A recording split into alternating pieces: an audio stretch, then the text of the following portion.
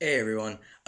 So this video is going to be part one of two, an analysis on the Halo 4 trailer and some Halo 4 speculatory information on the possible campaign. Um, I have cut the trailer up into some pieces, skipping around a little bit, so the audio will not completely sync up, but that's not really the point. More of the point is what's going on in the trailer later. I'm just showing you the beginning part just to get a little basis on what's actually happening, so it's going to start right now. In the background, we have Captain here seeing the Forerunner planet Requiem. Now, Requiem is a word used to describe a repose of the dead or a coming back from the dead, and I'll talk more about that when the scene comes up. Now, look at the computer screen here. We see a Forerunner symbol appear, and it's actually the inverted red version of the Didact symbol, and I'll talk a lot more about that at the end of the trailer when it comes around again. But we see a orange energy field taking over the UNSC Infinity. Now, and the planet's opening in the background as the ship is dragged inside the planet Requiem.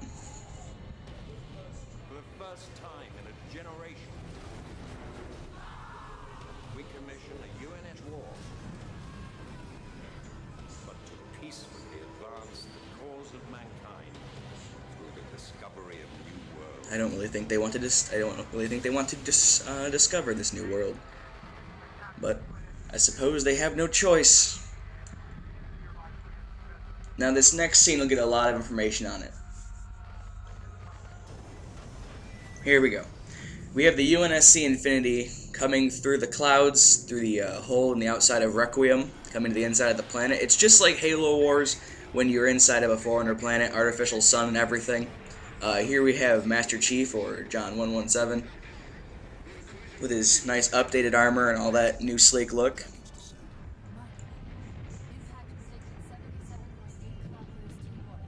Now, here we have something really cool, and I'm really excited they have this in the game.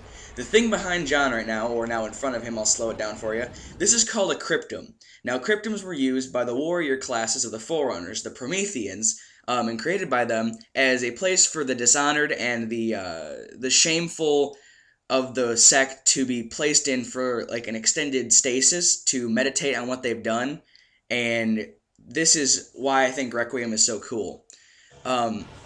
A repose of the dead. Technically, they are not dead inside of a cryptum, but they kind of are.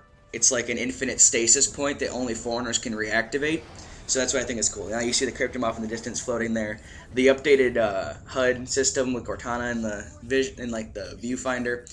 One issue I have with the kind of campaign is that you can kind of see the helmets, like the side of the helmets in the bottom corner of the screen, but it's not really that big of a deal. And I think it kind of adds like more of a like I'm actually looking through a visor look.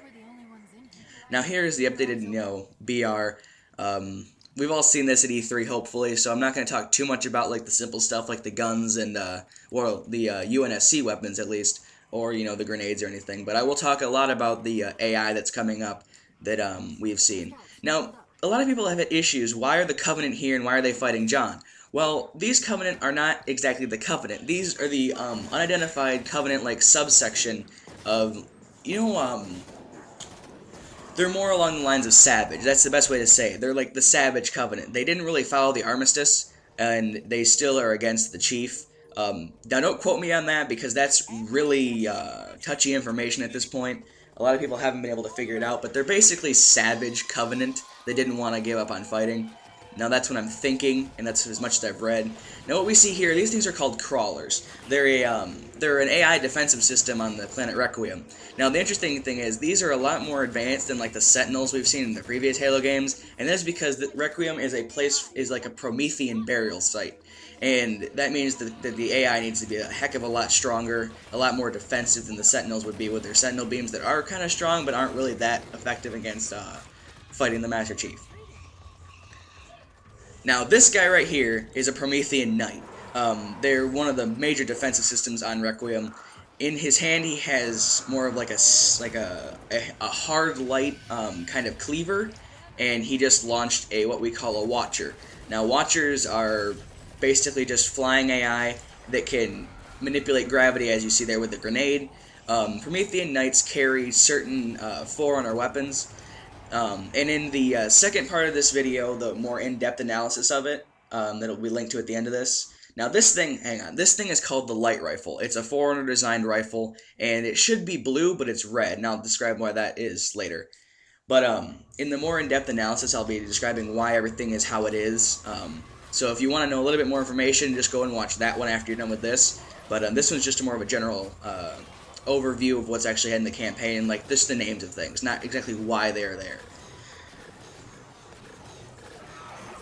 Now the light rifle, like with everything else, is a hard light weapon. Like how you saw his, he brought up like a shield. That's a hard light shield, and I'll go into like the names and stuff later. This thing is called the Z180. I believe it's the close combat rifle. It's also called the scatter shot for ease. But all the Forerunner weapons are called Z something. That's like the MK for pretty much everything else. Now we're going to get a little taste of what Promethean Vision is. It was called Forerunner Vision, but now it's called Promethean Vision. Here is Promethean Vision.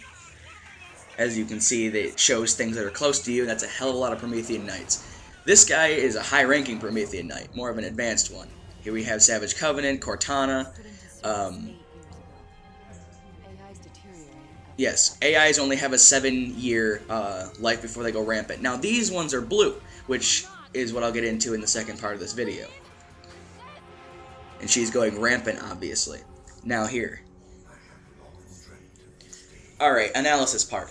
This is the inverted symbol to the Didact. The Didact was the commander of the Forerunner military way back in the Forerunner Flood War.